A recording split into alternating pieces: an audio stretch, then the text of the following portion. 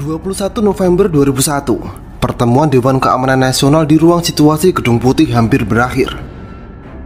Presiden George Bush mengajak Menteri Pertahanan, yaitu Donald Rumsfeld, untuk berbicara secara pribadi mengenai rencana perang terhadap Irak. George Bush bertanya kepada Rumsfeld tentang rencana yang ada dan pandangannya mengenai hal tersebut. Rumsfeld menjelaskan bahwa Departemen Pertahanan sedang meninjau semua rencana perang yang ada dan beberapa di antaranya membutuhkan pembaruan. Bush dengan tegas menyatakan keinginannya untuk memulai dengan rencana tersebut. Dia meminta Jenderal Tommy Franks untuk menilai apa yang diperlukan untuk melindungi Amerika Serikat dengan menyingkirkan Saddam Hussein jika diperlukan. Dalam percakapan singkat tersebut, Bush tidak menjelaskan alasan mengapa Irak menjadi prioritas pada saat itu. Namun, percakapan tersebut menandai dimulainya perjalanan Amerika Serikat menuju perang yang kontroversial di Irak. Kita kembali terlebih dahulu ke tahun-tahun sebelumnya. Ini dimulai pada awal 1980-an.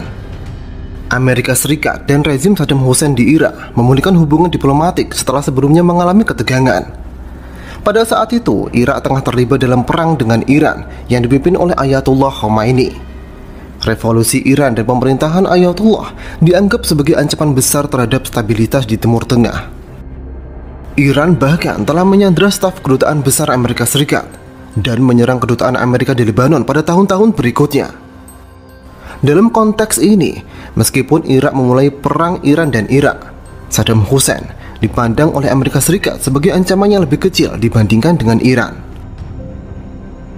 Pemerintahan Reagan atau Presiden Amerika ke-40 melihat Saddam Hussein sebagai pilihan yang lebih baik di antara kedua musuh, sehingga Amerika Serikat memberikan dukungan signifikan kepada Irak. Dukungan ini termasuk pasokan peralatan industri dan logistik untuk mendukung upaya perang besar-besaran terhadap Irak, serta pinjaman dan bantuan keuangan lainnya untuk menopang ekonomi Irak yang goyah. Dukungan Amerika ini meningkat setelah Irak tampak di ambang kekalahan dan menurun ketika Irak mulai meraih kesuksesan dalam perang. Banyak pihak melihat bahwa Amerika Serikat tidak menginginkan salah satu pihak dalam konflik Iran dan Irak menang secara tegas demi menjaga stabilitas regional. Hal ini juga disadari oleh Irak. Di sisi lain, Irak tidak pernah dianggap sebagai sekutu potensial bagi Amerika Serikat.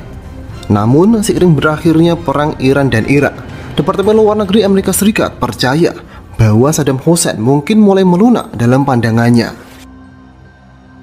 Ada harapan bahwa dengan menjaga Irak tetap sejajar dengan Amerika Serikat melalui bantuan keuangan, Amerika Serikat dapat mempengaruhi Saddam Hussein untuk memerintah dengan cara yang lebih moderat dan mengurangi kebijakan luar negeri yang antagonis.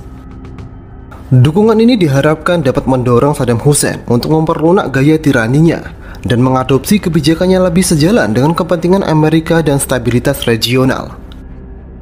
Hubungan antara Amerika Serikat dan Irak mengalami perubahan dramatis. Pada tanggal 2 Agustus 1990, ketika Saddam Hussein memutuskan untuk menginvasi dan menduduki Kuwait. Meskipun sebelumnya telah ada peringatan publik dari Menteri Pertahanan Amerika Serikat pada saat itu, yaitu Dick Cheney, dan diplomat-diplomat Amerika Serikat lainnya, namun Saddam Hussein tetap melanjutkan tindakannya karena percaya bahwa dia telah mendapatkan persetujuan diam-diam dari Amerika Serikat untuk invasi tersebut. Kuwait bersama dengan negara-negara Teluk lainnya dianggap sebagai mitra strategis oleh Amerika Serikat. Oleh karena itu, invasi Irak terhadap Kuwait disambut dengan kemarahan besar di Washington. Selain itu, tuduhan kejahatan perang dan pelanggaran hak asasi manusia yang dilakukan oleh tentara Irak selama pendudukan di Kuwait memperburuk situasi dan meningkatkan ketegangan antara kedua negara. Selama 5 bulan berikutnya, Amerika Serikat dan sekutunya terlibat dalam serangkaian pembicaraan diplomatik, menerapkan embargo melalui Dewan Keamanan PBB, dan pada akhirnya mengeluarkan resolusi 678 yang mengesahkan penggunaan kekuatan militer untuk mengusir tentara Irak dari Kuwait. Saddam Hussein berjanji kepada koalisi internasional bahwa mereka akan menghadapi ibu dari semua pertempuran. Ibu dari semua pertempuran adalah istilah yang disebutkan Saddam Hussein dalam penyerbuannya ke Kuwait. Pada tanggal 17 Januari 1991, Presiden George Bush menyatakan bahwa pertempuran telah dimulai. menandai dimulainya operasi Badai Gurun. Operasi ini diawali dengan kampanye pengeboman yang intensif untuk menekan pasukan Irak dan memaksa mereka mundur dari Kuwait. Sebulan kemudian, pada tanggal 24 Februari 1991, perang darat dimulai. Pasukan koalisi yang dipimpin oleh Amerika Serikat berhasil menembus pertahanan perbatasan Irak dan bergerak cepat menuju Kuwait dan Irak Selatan. Dalam waktu hanya 100 jam, pasukan darat koalisi berhasil mengalahkan tentara Irak dan pasukan Republik Irak, mengusir mereka dari Kuwait. Meskipun koalisi mencapai kemenangan militer yang cepat dan spektakuler, pasukan Republik Irak tidak sepenuhnya dimusnahkan. Untuk menghindari konsekuensi politik dari pembantaian massal yang dikenal sebagai jalan raya kematian, di mana banyak tentara Irak yang mundur akan terbunuh, Presiden George Bush memutuskan untuk menghentikan permusuhan. Keputusan ini memungkinkan sebagian besar pasukan Republik Irak melarikan diri kembali ke wilayah Irak, mempertahankan kekuatan mereka meskipun telah kalah dalam pertempuran. Kemenangan ini memicu kegembiraan yang meluas di kalangan prajurit, negarawan, dan masyarakat luas. Namun hasilnya masih jauh dari sempurna. Meskipun Kuwait berhasil dibebaskan, pemerintahan Presiden Bush senior tidak memiliki tujuan akhir yang jelas bagi Irak. Pada Februari 1991, Presiden Bush senior menyampaikan pidato yang sering diulang-ulang, menyerukan kepada Angkatan Darat Irak dan rakyat Irak untuk menggulingkan Saddam Hussein.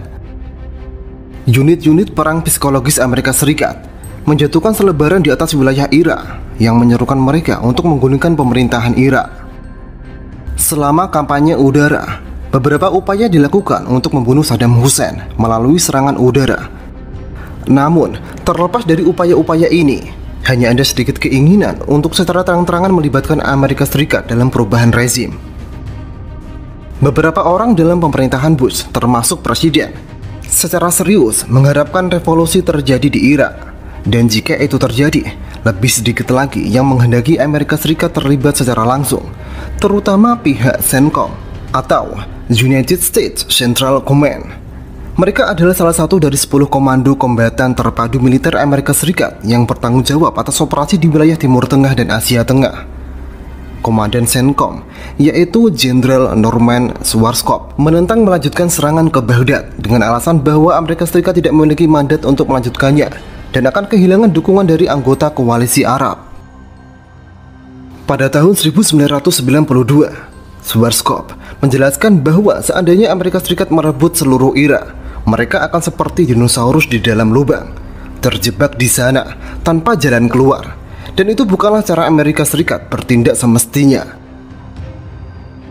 Secara keseluruhan, meskipun kemenangan dalam Perang Teluk mengakhiri pendudukan Kuwait oleh Irak, ketidakjelasan tujuan dan kurangnya keinginan untuk perubahan rezim dari luar menyebabkan kebijakan yang terbatas dalam menangani situasi Irak pasca perang. Pada tanggal 1 Maret 1991, dipicu oleh dorongan dari Presiden Bush senior, pemberontakan besar-besaran terjadi di Irak. Pemberontakan ini muncul dari dua kelompok terbesar yang merasa terpinggirkan di Irak, yaitu Muslim Syiah di bagian selatan dan Kurdi di bagian utara. Sementara Partai Ba'ath yang dipimpin oleh Saddam Hussein bersifat sekuler, kekuasaannya sangat bergantung pada minoritas Muslim Sunni di Irak sebagai basis kekuatan utamanya, yang membuat sebagian besar pemerintahan Irak didominasi oleh Sunni. Hal ini menyebabkan Saddam Hussein memiliki ketidakpercayaan yang mendalam terhadap kelompok agama mayoritas di Irak, yakni Syiah.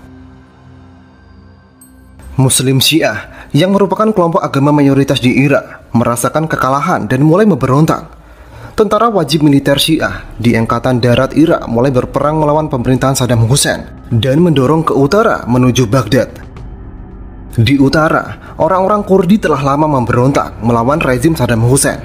Pemberontakan besar terakhir mereka terjadi pada tahun 1988 yang berakhir tragis dengan pembantaian 5.000 warga sipil Kurdi di kota Halabja oleh pasukan Irak menggunakan gas beracun. Pada awal tahun 1991, dengan tentara Irak yang melemah, kedua kelompok pemberontak mencium peluang untuk meraih kekuasaan. Ini adalah momen di mana Saddam Hussein paling dekat kehilangan cengkramannya pada kekuasaan. Meskipun Amerika Serikat menetapkan zona larangan terbang di atas Irak untuk mencegah Saddam Hussein menggunakan angkatan udaranya melawan pemberontak, pemerintahan Bush senior tidak melakukan intervensi lebih lanjut.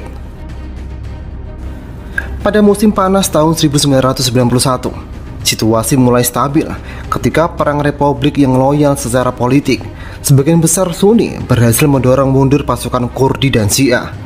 Mereka memperlakukan serangkaian tindakan pembalasan yang brutal untuk menekan pemberontakan tersebut.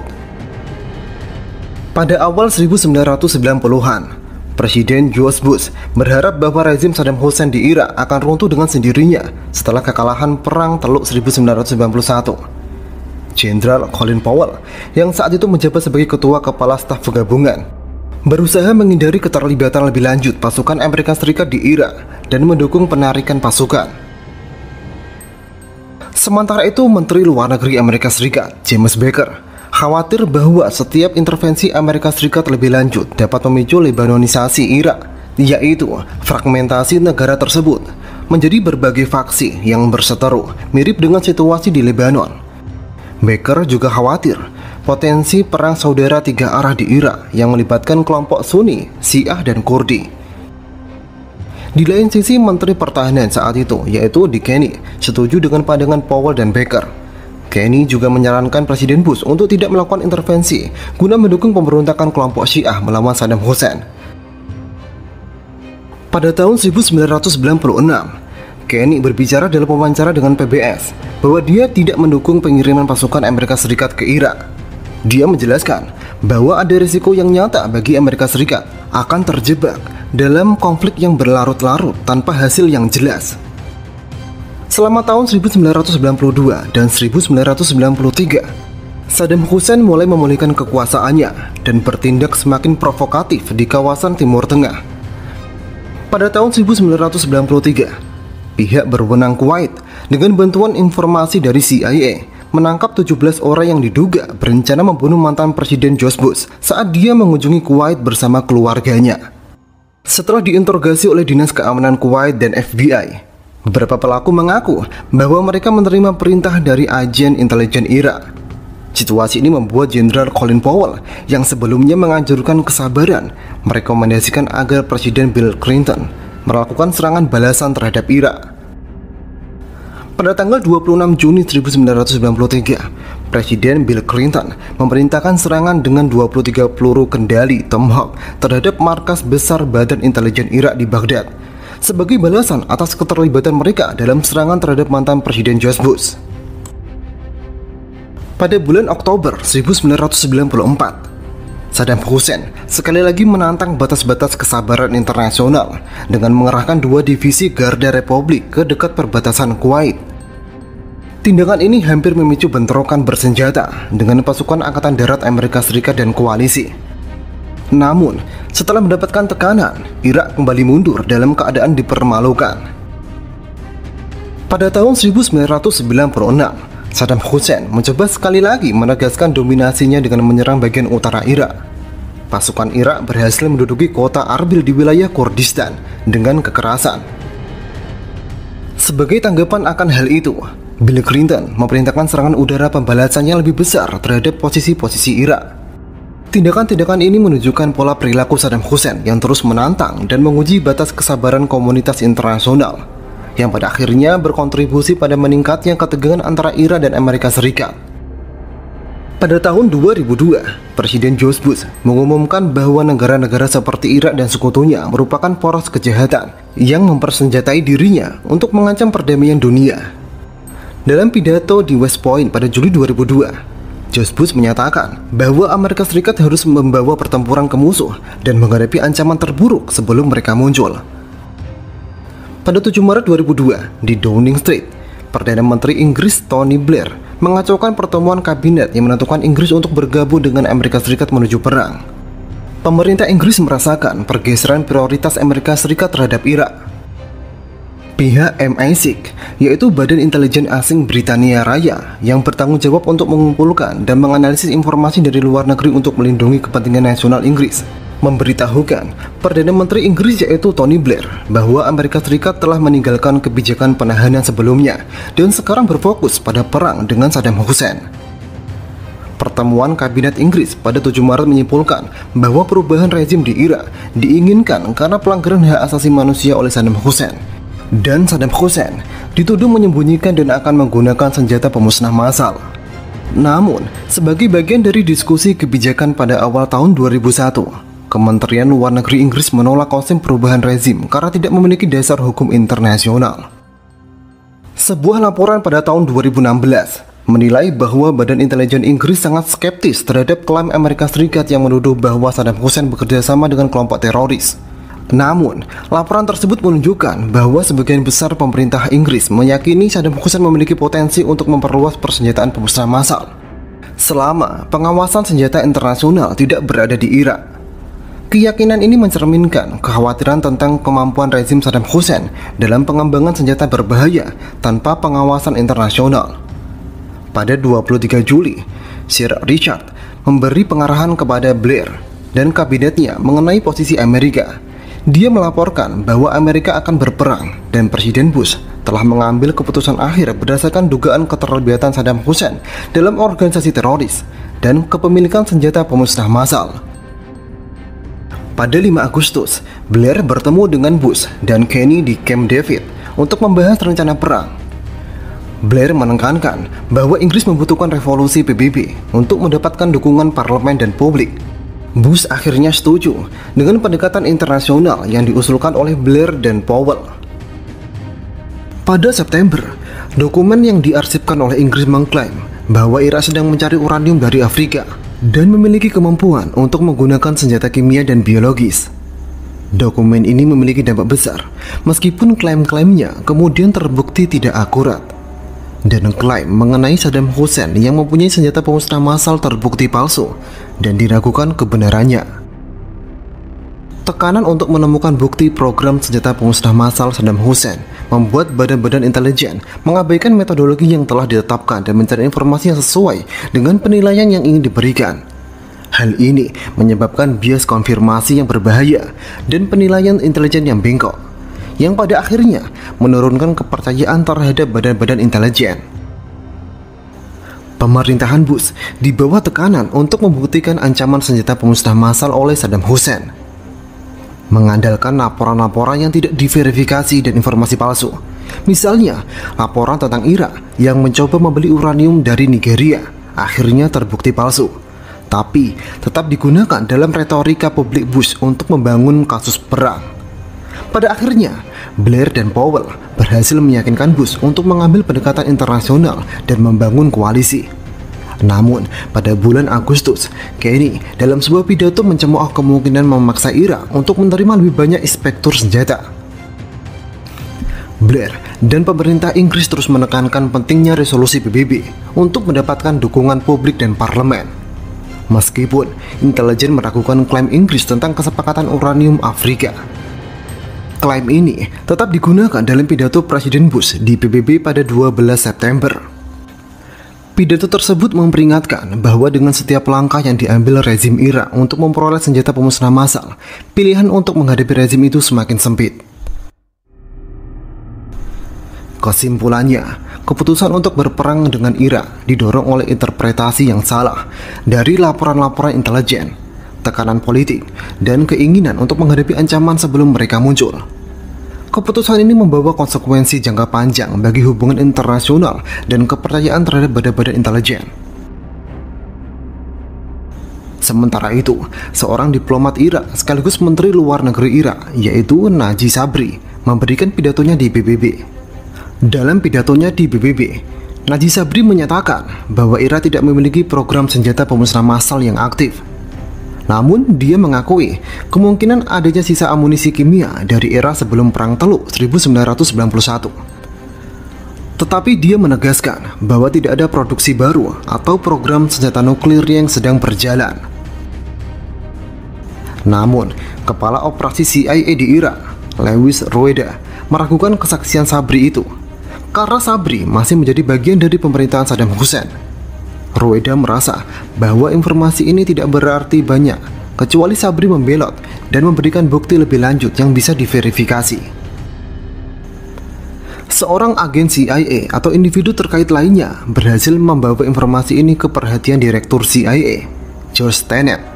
Tenet kemudian menyampaikan hal ini ke Gedung Putih untuk dipertimbangkan oleh Presiden George Bush dan Wakil Presiden Dick Cheney. Namun, mereka menolak kesaksian Sabri karena mereka ragu tentang validitas informasi yang disampaikan oleh seorang pejabat tinggi Irak yang masih berhubungan dengan rezim Saddam Hussein. Estimasi Intelijen Nasional 2002 yang diterbitkan oleh CIA pada 1 Oktober menyajikan analisis tentang senjata pemusnahan massal di Irak. Dokumen ini menegaskan dengan yakin bahwa Irak aktif mengejar program senjata nuklir dan memiliki persediaan senjata kimia dan biologis yang signifikan. Namun, bukti yang mendukung kesimpulan ini terbatas dan kurang kuat dibandingkan dengan tingkat kepastian yang diklaim dalam estimasi tersebut. Mereka mengklaim bahwa Irak sedang berusaha membangun senjata nuklir dengan salah satu bukti utama berupa pengadaan tabung aluminium yang diyakini untuk pembuatan sentrifugal nuklir. Namun, Departemen Energi Amerika Serikat tidak setuju dengan penilaian ini karena menganggap bahwa tabung aluminium tersebut tidak cocok untuk digunakan dalam sentrifugal nuklir. Kemudian, NII menyatakan bahwa Irak memiliki persediaan senjata kimia dan biologis yang signifikan, termasuk 500 metrik ton gas mustar, sarin, GF, dan VX yang tidak dideklarasikan. NII juga menyatakan bahwa Irak mengonversi pesawat latih menjadi pesawat tak berawak untuk menembakkan senjata biologis. Kesimpulan yang sangat yakin dari NII 2002 ini kemudian menjadi salah satu justifikasi utama untuk invasi Irak oleh Amerika Serikat dan sekutunya pada tahun 2003. 2 hari setelah penerbitan estimasi Intelijen Nasional 2002, resolusi bersama untuk penggunaan kekuatan militer terhadap Irak diperkenalkan ke Kongres. Proses ini terjadi dengan sedikit perdebatan, yang menurut Thomas Eric mungkin disebabkan oleh dinamika politik. Banyak Demokrat mendukung resolusi ini untuk menghindari tuduhan bahwa mereka lemah dalam menangani keamanan nasional.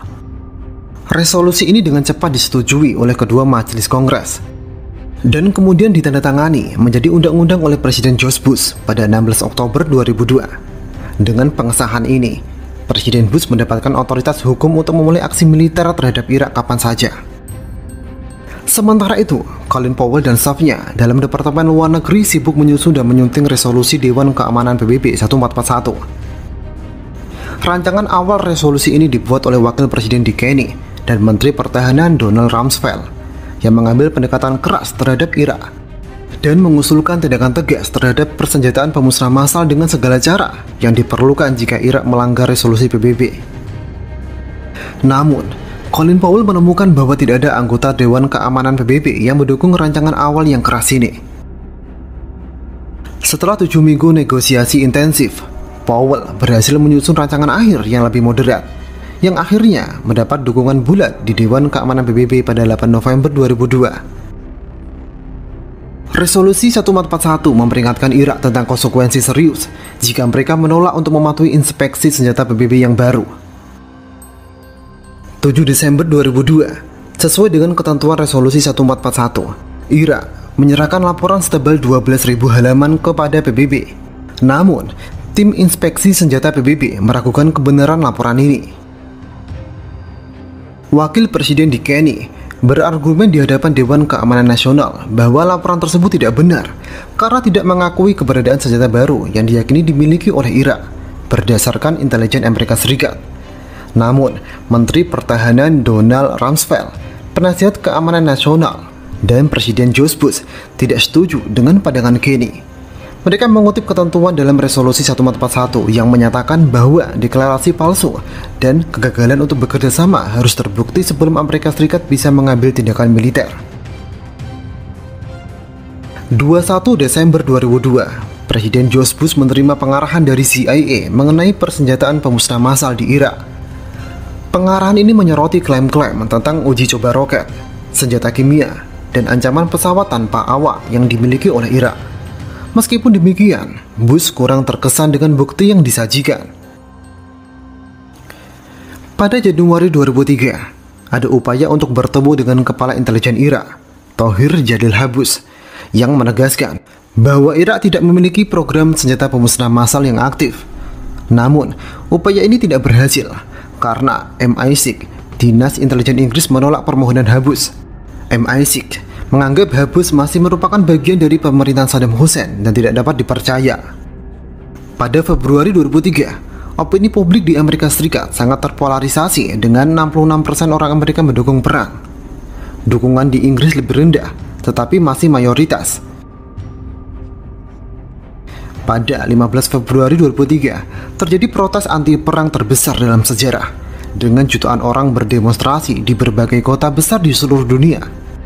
Namun, aksi demo itu tak berefek banyak, karena pada Maret 2003, Perdana Menteri Blair meminta pendapat hukum dari Jaksa Agung Inggris, Lord Goldsmith, yang kemudian memutuskan adanya bukti kuat pelanggaran resolusi 1441.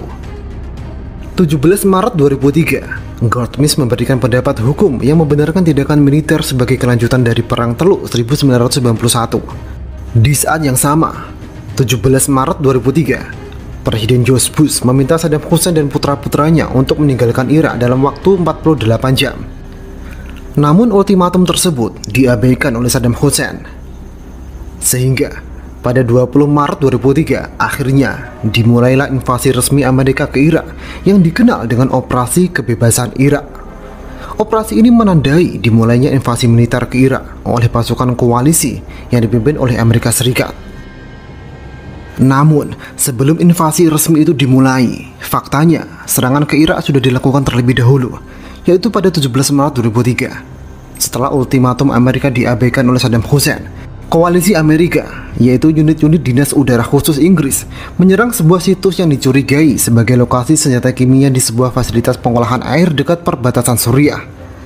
Namun, mereka menghadapi perlawanan yang tak terduga dari para pembela Irak, memaksa tim udara khusus Inggris memanggil serangan udara yang menghancurkan seluruh fasilitas tersebut.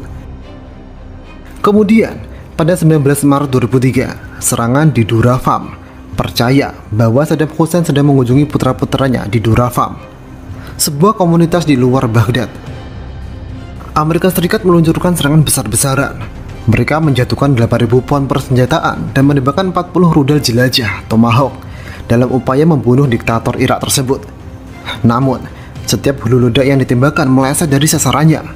Akibatnya, lebih dari selusin warga sipil terluka dan 1 orang terbunuh. Kemudian diketahui bahwa kunjungan terakhir Saddam Hussein ke daerah tersebut sudah hampir 1 dekade yang lalu. Selanjutnya, pada malam tanggal 19 Maret, anggota Angkatan Udara ke-160 yang dikenal sebagai Night Stalker menghancurkan lebih dari 70 pos-pos militer Irak di sepanjang perbatasan selatan dan barat. Dengan jalur yang telah dibersihkan, pasukan koalisi bergerak maju dari Kuwait dalam 2 cabang, satu mengarah ke utara dan satu lagi ke selatan. Serangan udara dan amfibi gabungan juga diluncurkan di Semenanjung Fao pada tanggal 20 Maret dengan tujuan mengamankan infrastruktur minyak penting yang terletak di sana. Pasukan komando Amerika, Inggris dan Polandia bekerja tanpa lelah untuk merebut anjungan lepas pantai sebelum mereka dapat disabotase oleh para pembela Irak. Meskipun ada perlawanan signifikan dari pasukan Irak yang didukung oleh tembakan artileri, tim koalisi berhasil mengamankan Semenanjung Fao tersebut setelah pertempuran yang melelahkan selama 3 hari. Upaya mereka kemungkinan besar mencegah bencana ekologi besar dan menyelamatkan peralatan senilai miliaran dolar. Selanjutnya pertempuran di Nasiriyah. Divisi Infanteri ketiga Amerika Serikat salah belok ke Nasiriyah dan masuk ke markas besar Korps ketiga Irak, di mana mereka terjebak dalam penyergapan yang dipersiapkan dengan tergesa-gesa. Dari 18 kendaraan, 15 dihancurkan oleh tembakan senjata berat dan 18 tentara Amerika Serikat terbunuh atau ditangkap. Jembatan strategis di atas kanal Saddam di Nasiriyah berhasil diamankan hari itu juga, setelah pasukan dari divisi marinir kedua menyerbu kota tersebut. Meskipun mengalami banyak korban, termasuk 6 marinir yang terbunuh dalam insiden itu, pasukan marinir berhasil membangun perimeter di utara kota. Selanjutnya, pertempuran di Najaf. Najaf yang terletak di dekat jalan raya mengarah ke kota-kota penting seperti Karbala dan Baghdad diputuskan untuk tidak dilewati oleh pasukan koalisi karena khawatir kota tersebut dapat menjadi daerah pementasan untuk serangan terhadap Amerika. Untuk mencapai hal ini, koalisi harus merebut jembatan di utara dan selatan kota. Elemen-elemen tim tempur barikade pertama menyerang jembatan utara yang diberi nama Sandy Jenkins. Pada dini hari tanggal 25 Maret, pasukan Amerika maju di jembatan selatan dengan nama Sandy Objective Floyd. Mereka menghadapi perlawanan intens dari pasukan militer Irak dan milisi di lokasi tersebut. Pada 26 Maret, kota Najaf berhasil dikepung setelah serangan udara yang intensif dari koalisi. Dan pada tanggal 4 April, pasukan Amerika menguasai kota Najaf setelah beberapa hari pertempuran. Sementara itu di selatan, pasukan Inggris menghadapi kesulitan untuk merebut Basra dan pelabuhan terdekatnya. Terlihat mereka mengepung garnisun Irak selama 2 minggu sebelum akhirnya menguasai jalur air vital pada tanggal 27 Maret. Dan pada akhirnya, pasukan Inggris dapat merebut kota Basra. Kota Basra disambut dengan sukacita oleh penduduk setempat. Namun terjadi gelombang penjarahan yang masif setelah itu. Pertempuran terakhir sebelum pasukan koalisi mencapai Baghdad terjadi di celah Karbala, sebuah area strategis yang dijaga ketat oleh pasukan Irak. Pada tanggal 1 April, pasukan Amerika berhasil menerobos pertahanan ini dan mencapai Sungai Efrat di kota Mosayyib. Meskipun ada serangan balik dari divisi lapis baja Irak, koalisi Amerika berhasil bertahan dan memperluas jalan menuju Baghdad. Perjalanan menuju ibu kota Irak tidak mudah. Dengan pertahanan terakhir dari milisi Partai Ba'athis yang menggunakan taktik licik untuk memperlambat pasukan koalisi Amerika. Kemudian Kolonel David Perkins memimpin serangan mendadak pada tanggal 5 April, dan pasukan marinir menyerbu jembatan Diallo di sisi timur kota Baghdad. Pada tanggal 9 April, akhirnya setelah pertempuran sengit, Baghdad direbut oleh pasukan koalisi Amerika. Hal ini disambut dengan perayaan awal oleh beberapa warga sipil Irak. Saddam Hussein akhirnya secara resmi digulingkan. Namun beruntungnya Saddam Hussein dapat kabur. Saddam Hussein terus dikejar sebagai buronan. Namun pada tanggal 13 Desember 2003, dia ditangkap di sebuah lubang di desa Ad-Dawar, dekat kampung halamannya di Tikrit, setelah operasi pencarian yang intensif. Saddam Hussein diserahkan kepada pemerintah Irak dan kemudian diadili atas kejahatan terhadap kemanusiaan, termasuk penggunaan senjata kimia dan pembantaian terhadap kelompok etnis dan agama tertentu selama pemerintahannya. Pengadilan dimulai pada tahun 2005. Pada 5 November 2006, Saddam Hussein dijatuhi hukuman mati oleh pengadilan Irak untuk kejahatan terhadap kemanusiaan terkait pembantaian di Dujail pada tahun 1982. Setelah serangkaian banding, akhirnya Saddam Hussein dieksekusi gantung pada 30 Desember 2006. Walaupun begitu, muncul tantangan baru bagi koalisi Amerika. Kekerasan antar kelompok minoritas di Irak meningkat, dan pemberontakan serta konflik sektarian menjadi masalah yang mendominasi pada tahun-tahun berikutnya. Pada tanggal 1 Mei 2003, Presiden Bush mengumumkan akhir dari operasi tempur besar di Irak dari atas kapal induk USS Abraham Lincoln. Meskipun fase konvensional operasi militer telah berakhir, Irak masih harus menghadapi masa depan yang penuh dengan tantangan, termasuk pemberontakan yang berlarut-larut dan intervensi internasional yang kompleks. Tidak dapat dipungkiri lagi betapa mengagetkannya invasi tahun 2003 terhadap rakyat Irak. Bahkan ketika Presiden George Bush memberikan ultimatum 48 jam kepada Saddam Hussein. Saddam Hussein tetap yakin bahwa pasukan Amerika Serikat tidak memiliki kapasitas untuk melakukan lebih dari kampanye militer terbatas di negaranya. Saddam Hussein dan para jenderalnya sangat menyadari kegagalan Amerika di masa lalu, seperti insiden Black Hawk Down selama Perang Saudara di Somalia. Saddam Hussein juga telah mempelajari konflik di Vietnam dan berharap dapat meniru keberhasilan Vietnam Utara dengan menghadapi setiap invasi dari Amerika. Dengan adegan-adegan penghancuran yang ditayangkan di TV Amerika, Saddam Hussein berharap opini publik akan berbalik menantang konflik tersebut hingga pasukan koalisi Amerika menarik diri dengan malu-malu. Namun, seperti yang terlihat, peninjauan Saddam Hussein akan masalah ini berujung petaka. Banyak organisasi intelijen yang dibentuk Saddam Hussein sebenarnya bertujuan untuk memata-matai satu sama lain. Terlalu banyak saling menyalahkan. mengakibatkan kegagalan yang fatal. Tak heran, hukuman bagi yang dituduh dalam jaringan kebohongan dan intrik ini selalu sama, yaitu kematian yang sudah bisa diperkirakan. Sejak kudeta yang berhasil pada akhir 1960-an, Saddam Hussein telah memerintah Irak di bawah kepemimpinan Partai Ba'ath Sosialis Arab yang berfungsi sebagai pemerintah pusat dan mengendalikan semua aspek kebijakan negara. Karena pemerintahannya yang sangat lama, seluruh generasi Irak tumbuh tanpa mengenal apapun, kecuali kediktatoran Saddam Hussein. Sedikit orang yang dapat membayangkan dunia tanpa pemimpin tirani yang menjalankan kekuasaan absolut atas kehidupan sehari-hari mereka. Namun, terlepas dari penindasan yang dilakukan Saddam Hussein, ternyata mengejutkan melihat rata-rata warga Irak yang beranggapan terhadap Amerika, yang awalnya mereka anggap sebagai pembebas, malah ternyata adalah penjajah. Selama 12 tahun, Amerika dikenal hanya sebagai penindas yang menghujani teror dari langit melalui serangan udara dan merongrong budaya Irak dengan mendanai gerakan pemberontakan. Sementara itu, beberapa penduduk asli yang terbiasa dengan pendidikan barat mengalami puluhan tahun penindasan dan dehumanisasi oleh tangan Partai Ba'ath yang menggambarkan mereka sebagai pengkhianat yang menjual negara mereka demi dolar minyak Amerika. Banyak orang Irak semakin tidak percaya pada Amerika setelah perilaku mereka selama perang Iran dan Irak. Ketika mereka bersorak untuk perang Irak dalam mendukung Saddam Hussein sebagai sekutu kunci di Timur Tengah, hanya untuk mengubah rezimnya segera setelah dia mengancam kepentingan Amerika di Kuwait.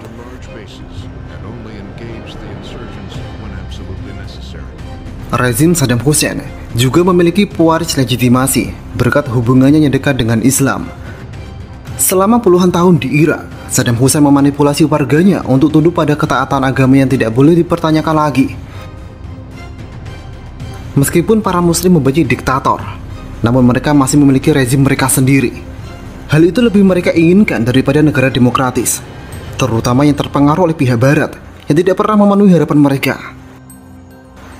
Ini adalah konsep yang tidak diketahui oleh Amerika Serikat dan menyebabkan banyak masalah di masa depan. Faktor kedua yang mungkin lebih penting adalah bahwa perpecahan ideologi di Irak antara dua cabang utama aliran Islam, yaitu Sunni dan Syiah, gagal dipertimbangkan dan dianalisis oleh Amerika. Partai Ba'ath yang berkuasa di Irak sebagian besar terdiri dari kaum muslim Sunni, sementara Syiah, aliran yang besar dan berbasis di Iran yang menjadi musuh Irak. Hal itu yang menjadikan Sunni dan Syiah di Irak terus menjaga ketegangan. Selain itu, Saddam Hussein menindas rakyatnya yang beragama Syiah dengan brutal, dengan cara menghapus mereka dari posisi kekuatan dan melakukan eksekusi massal setiap kali ada tanda-tanda pemberontakan. Namun, tindakan represif seperti itu meskipun efektif dalam jangka pendek, hanya menyalakan api kekerasan sektarian yang semakin tak terkendali. Sejak pasukan Amerika Serikat memasuki batas negara Irak, banyak kekacauan yang terjadi setelah invasi. Padahal itu bisa dihindari jika koalisi yang menyerang memiliki rencana yang jelas untuk membawa stabilitas setelah perubahan rezim. Sayangnya, hal ini tidak terjadi dan kekacauan sipil dengan cepat menjadi biasa dengan kelompok militan Syiah yang mencari balas dendam terhadap mantan penindas mereka yang sebelumnya adalah orang Sunni. Perasaan pengkhianatan di kalangan penduduk sipil Irak terhadap Amerika mencapai puncaknya ketika insiden Oktober di awal tahun 2004. Ketika pasukan koalisi Amerika memasuki kota tersebut, pasukan ini masuk dan menggeledah sebuah masjid di mana imam baru saja memberikan khutbah anti-Amerika. Meskipun pasukan koalisi Amerika menemukan sejumlah besar senjata dan bahan peledak selama penggerebekan ini, umat muslim di seluruh Irak merasa ngeri melihat gambar-gambar tempat ibadah mereka dihina dengan barang-barang yang hancur dan Al-Quran yang berserakan di lantai menambah rasa penghinaan. Beberapa ulama mengutuk Amerika sebagai penjajah dan dianggap setan yang bertujuan untuk memulai perang melawan umat Islam. Hal itu memunculkan kelompok radikal Islam yang membuat Irak semakin diambang kekacauan. Dengan semua aspek terburuk dari rezim lama dan invasi dari Amerika, kekerasan meletup di mana-mana, dan ibu kota Irak terbelah oleh peperangan. Sunni dan Syiah di pinggiran kota yang ditempati oleh penjajah hanya bisa menyaksikan kekacauan yang menyebar di seluruh negeri. Pada tahun 2006, negara ini menjadi zona perang yang semakin berbahaya. Perang melawan milisi radikal. Kekerasan mencapai puncaknya dalam perang saudara di Irak, yang menyaksikan upaya pembersihan etnis Sunni dan Syiah oleh milisi radikal dan etnis yang berlawanan. Hal ini mengakibatkan jutaan orang menjadi pengungsi. Hingga hari ini Irak tetap menjadi salah satu negara paling tidak stabil di dunia, dengan penarikan pasukan Amerika pada tahun 2011 yang kemudian kembali pada tahun 2014 untuk melawan kekuatan ISIS. Mereka dihadapkan pada ancaman yang tak berkesudahan, baik dari luar maupun dari dalam. Negara demokrasi yang rapuh, yang sekarang memerintah terus-menerus dibayangi oleh campur tangan badan intelijen asing dan perpecahan pahit di antara warganya. Namun, dengan hilangnya pengaruh ISIS di Irak pada tahun 2017, ada sedikit harapan bahwa Irak akhirnya dapat kembali menjadi negara modern